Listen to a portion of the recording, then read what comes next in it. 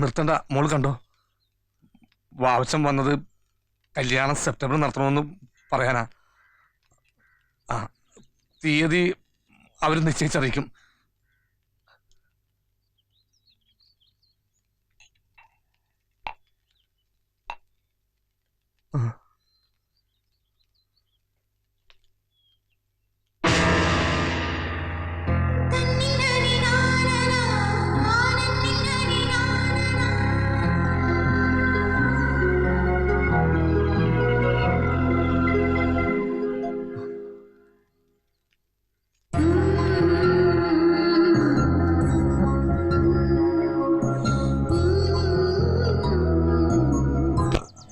ഈ കളി മാമനാണ് ചോദിച്ചത്. ഇനി മോള് കളിക്ക്. മോള് കളിക്ക്. അങ്ങനെ നമസ്കാരം സാർ. വേണ്ട വേണ്ട, ഇരുന്നെടുത്ത് ഞാൻ കയറിക്കോളാം. മോളെ ദേ പാവക്കുട്ടി. മാറിപ്പോയി, പൈലും കുപ്പിയാ. എന്റെ അമ്മച്ചി തോക്ക.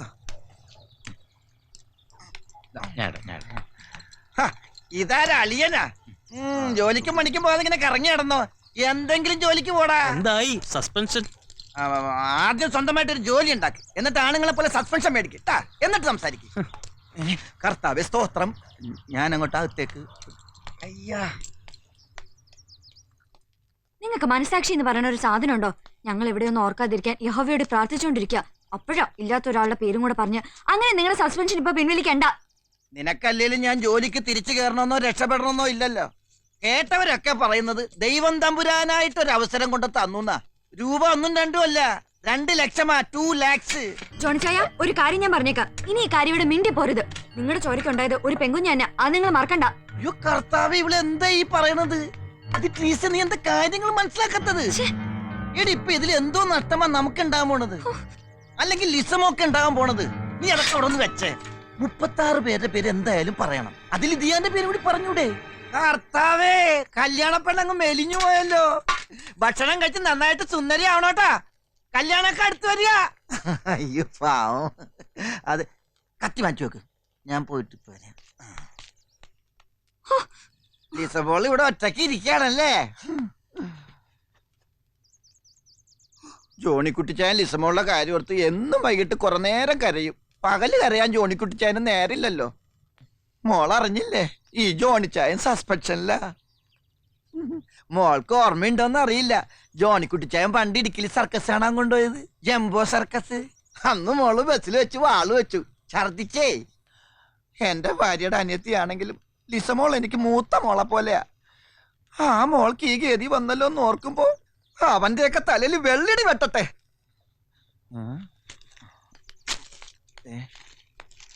മോള് നോക്കിയ ഇതാരാണെന്ന്? നെടുങ്കണ്ടൻ സാബു, നേതാവാ. പേര് കൊടുത്തു വെച്ചോ, കോടതി പറയാനുള്ളതാ. നെടുങ്കണ്ടൻ സാബു, 34 വയസ്സ്. മോൾ ഈ പേര് വെറുതെ ഒന്ന് പറഞ്ഞാ ജോണിച്ചായന്റെ സസ്പെൻഷനും പിൻവലിക്കും, 2 ലക്ഷം രൂപയും കിട്ടും.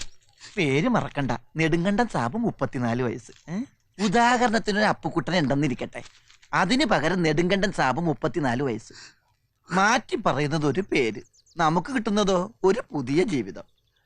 കേസിൽപ്പെട്ട ഒരുത്തിനെ രക്ഷിക്കാൻ ഞാൻ പറയുന്നില്ലല്ലോ, ഇല്ലാത്ത ഒരുത്തിനെ ഉൾപ്പെടുത്താനല്ലേ പറഞ്ഞുള്ളൂ.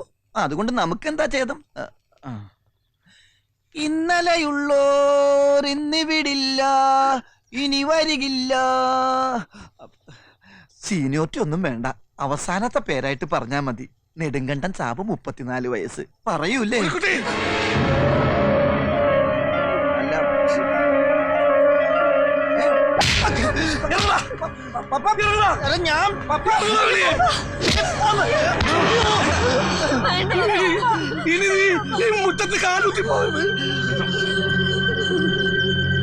ഞാൻ എന്നെ തല്ലിയല്ലേ? സാറന്മാര് പറ, ഞാൻ എന്ത് തെറ്റാണ് ചെയ്തത്? എന്തായാലും 36 പേരുടെ പേര് ആ പെണ്ണ് പറയണം. ഇല്ലെങ്കിൽ തത്ത പറയണ പോലെ സാറന്മാർ അവളെ കൊണ്ട് പറയിപ്പിക്കും. ആരെ രക്ഷപ്പെടുത്താന്ന് ഞാൻ പറഞ്ഞില്ലല്ലോ. നീ പോളെ, ഞാൻ പൊക്കോളാം. എന്റെ കൊക്കിന് ജീവനുള്ളിടത്തോളം കാലം ഞാൻ ഇവിടെ കാല് കുത്തത്തില്ല. കൊച്ചിനെടുത്തോണ്ട് ഇറങ്ങി വാടി. ഇനി ഇങ്ങനെ ഒരു പപ്പയില്ല, ഒരു ബന്ധമില്ല. ഇറങ്ങി വാടി. ഞാൻ വരുന്നില്ല, നിങ്ങൾ പൊയ്ക്കോ. വരുന്നില്ലെന്നാ? അനിയത്തി പെണ്ണിനെ പോലെ നീ നാട് ഇറങ്ങാൻ പോവുക? വലിച്ചു കീറിഞ്ഞാൻ. ജോണിക്കുട്ടി പോകാനാ പറഞ്ഞേ? അതേടാ, ഞാൻ പോകാം. എന്നാലല്ലേ എന്നാലേ നിന്റെ ഡിങ്കോലാപ്പി ഇവിടെ നടക്കത്തുള്ളൂ. ഏതൊരിപ്പിടിയാണ് നീ ചാപ്പ കുത്തിയിരിക്കുന്നത്? രണ്ടാമത്തേന് അല്ലെങ്കിൽ ഇളയതിന് അല്ലെങ്കിൽ എന്റെ കെട്ടിയോളെ?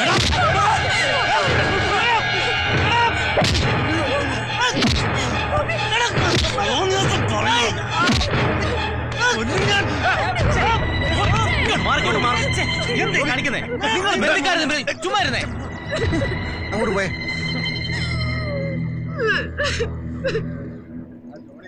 വേണ്ട വേണ്ടെന്ന് വെച്ചാ സമ്മതിക്കല്ല.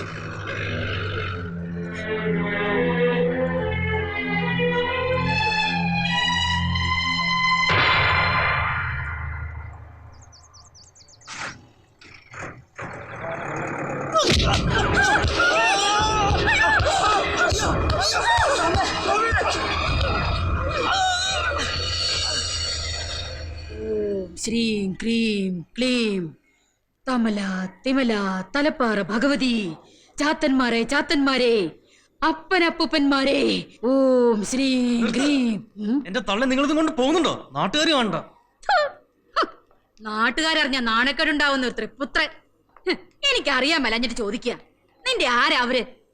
അവൻ പോയിരിക്കുന്നു യന്ത്രവൾക്ക് വേണ്ടി അംഗം കുറിക്കാൻ. തള്ളയൊന്നും മിണ്ടാണ്ടിരിക്കുന്നുണ്ടോ?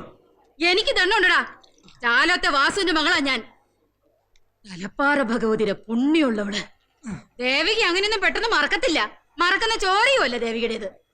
അവന്റെ രണ്ടാമത്തെ മോള് ഷെർലിനെ നിനക്ക് പെണ്ണി ചോദിച്ചപ്പോ അവൻ എന്നതാ പറഞ്ഞേ? നമ്മൾ ഹിന്ദുക്കൾക്ക് മുറപ്പെണ്ണെന്ന് പറയുന്നത് അവർ ക്രിസ്ത്യാനികൾക്ക് പെങ്ങടെ സ്ഥാനമാണെന്ന്. ഓ പിന്നെ എന്നാത്തിനാടാ അവള് നിന്റെ പിന്നാലെ പ്രേമിച്ചോണ്ട് നടന്നത്? എന്റെ പൊന്നമ്മേ, ഒന്നും മിണ്ടാതിരി.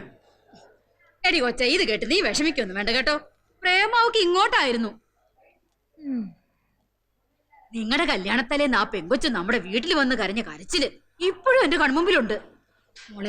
മോളിത് കേട്ട് വിഷമിക്കൊന്നും വേണ്ട കേട്ടോ. ഓ എനിക്ക് വിഷമൊന്നുമില്ലമ്മേ, ഞാൻ ഇത് എപ്പോഴും കേൾക്കുന്നതല്ലേ. അന്ന് ഞാൻ ഈ മരങ്ങോടിനോട് പറഞ്ഞതാ രായ്ക്ക് രാമാനും ചെന്ന് പിടിച്ചിറക്കിക്കൊണ്ട് വരാൻ. തള്ള എന്റെ കുടുംബം കലക്കി അടങ്ങൂലേ? കയ്യും കാലും ഒടിഞ്ഞു നന്നായി. ഇനി 5-6 മാസത്തേക്ക് കുണവതിയാരം കൊണ്ട് അങ്ങോട്ട് കയറത്തില്ലല്ലോ.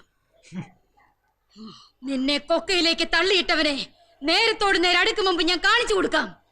മോളെ, നമ്മുടെ പൂവൻ കോഴിയെ നാളെ അഴിച്ചുവിടണ്ട. കോഴിക്കകത്ത് ദേവിക്കൊരു പ്രയോഗമുണ്ട്, കാണിച്ചു കൊടുക്കാം. അമ്മേ ദേവി മഹാമായേ.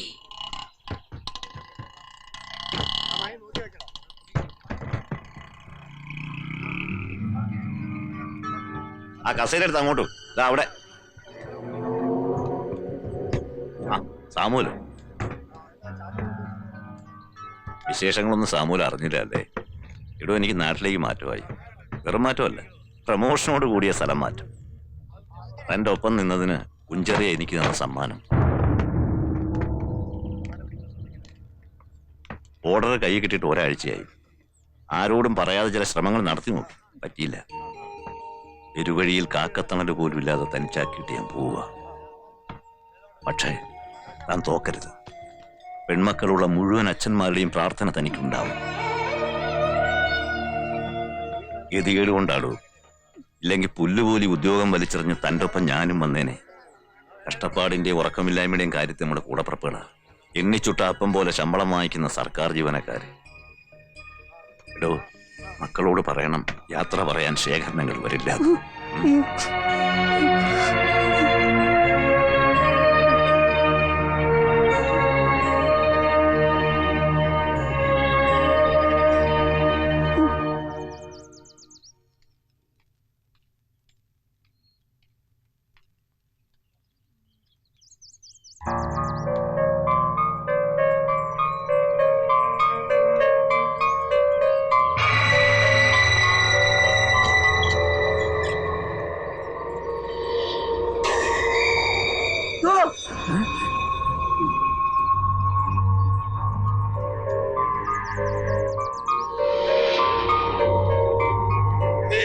എന്നാ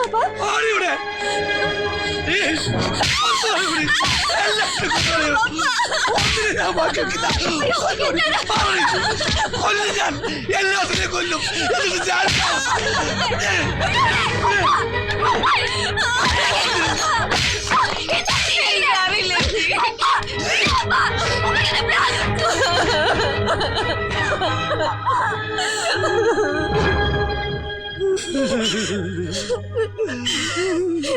എന്താ പപ്പ ഇത്? നിനക്ക് എന്തിനായിരിക്കും പെൺമക്കളെ ജനിച്ചത്?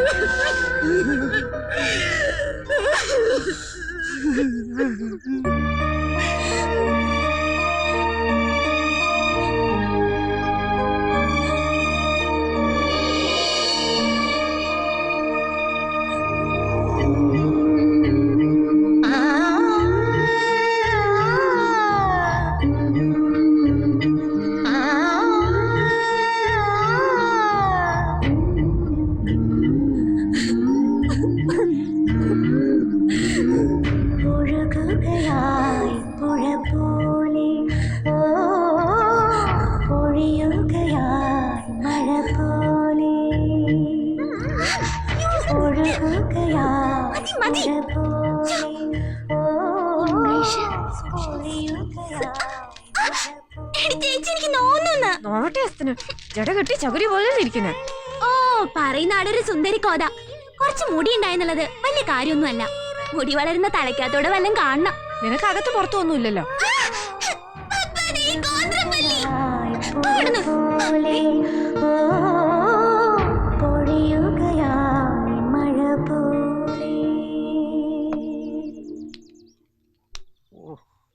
വേഗം ആട്ടെ മോളെ, വണ്ടി പോകും. ഓ ഇല്ല പപ്പാ, മണി 8 ആവുന്നേ ഉള്ളൂ.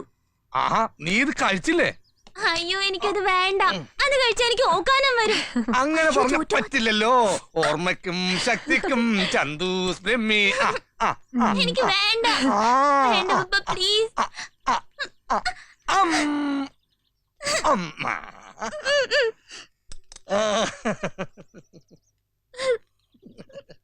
ആ, നിന്റെ പ്രോഗ്രസ് റിപ്പോർട്ട് ഇന്ന് കിട്ടുമെന്നല്ലേ പറഞ്ഞത്? കഴിഞ്ഞ 2 വട്ടവും ഫിസിക്കൽ സയൻസിനാണ് നീ കൂടുതൽ മാർക്ക് വാങ്ങിച്ചത്. ഇത്തവണത്തെയും കൂടെ നോക്കിയിട്ട് വേണം എൻട്രൻസിന് ഏത് കോച്ചിങ്ങിനാ പോവേണ്ടെന്ന് തീരുമാനിക്കാൻ. ഇന്ന് കിട്ടുമായിരിക്കും പപ്പ. വാങ്ങണ്ടാവില്ല മോളെ. ടാങ്ക് ആയിരിക്കും. നീ പോടി അവിടെ നിന്ന് കുശുമ്പി.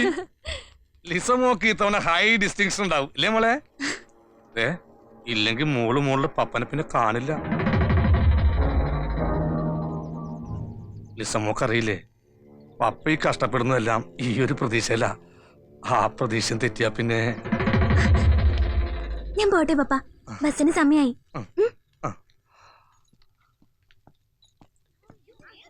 പറഞ്ഞ ഓർമ്മയുണ്ടല്ലോ, റാങ്ക് വാങ്ങിച്ച ഐസ്ക്രീമും എറണാകുളം ട്രിപ്പും. സൗമിനി നിക്ക്, ഞാനും വരുന്നു. ഒന്ന് വേഗം വാടി. വരുമല്ലേ? ബസ് ഇപ്പൊ പോവും.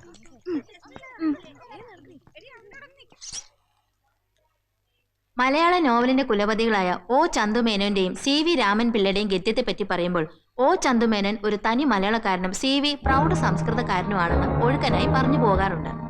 2 നിരീക്ഷണങ്ങളും അർത്ഥസത്യങ്ങളാണ്. ചന്തുമേനോന്റെ പക്കൽ വേണ്ടുവോളം സംസ്കൃതവും CV കൈവശം വേണ്ടുവോളം മലയാളവും ഉണ്ടായിരുന്നു. യെസ്,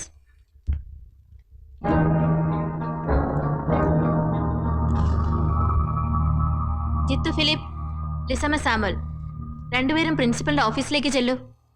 നിങ്ങളുടെ മാർക്ക് ലിസ്റ്റ് ഞാൻ കണ്ടു. എന്ത് പ്രശ്നം ഉണ്ടായാലും നിങ്ങൾ 2 പേരെയും എക്സാമിന് ഇരുത്തുന്ന പ്രശ്നമില്ല. ബിലോ 80% ഉള്ളവരെ ഫൈനൽ എക്സാമിന് അപ്പിയർ ചെയ്യിക്കേണ്ടെന്നാണ് സ്കൂൾ മാനേജ്മെന്റിന്റെ സ്ട്രോങ് ഡിസിഷൻ. അതുകൊണ്ട് 1 വർഷം നഷ്ടമാകാതിരിക്കണമെങ്കിൽ പേരൻസിനെ വിളിച്ചുകൊണ്ടുവന്ന് TC വാങ്ങി മറ്റേതെങ്കിലും സ്കൂളിലേക്ക് ഉടനെ തന്നെ മാറണം.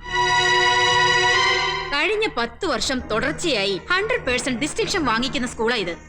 നിങ്ങൾ പഠിക്കാൻ മോശക്കാരല്ല, പക്ഷെ പഠിക്കുന്നില്ല. വേണ്ട, നിങ്ങളെ പോലെയുള്ള കുട്ടികൾക്ക് പഠിക്കാൻ ഈ നാട്ടിൽ ധാരാളം സ്കൂളുകളുണ്ട്. അവിടേക്ക് പോയിക്കോളൂ. വെറുതെ എന്തിനാ നല്ലൊരു സ്ഥാപനത്തിന് നിങ്ങളായിട്ട് ചീത്തപ്പേരുണ്ടാക്കുന്നേ?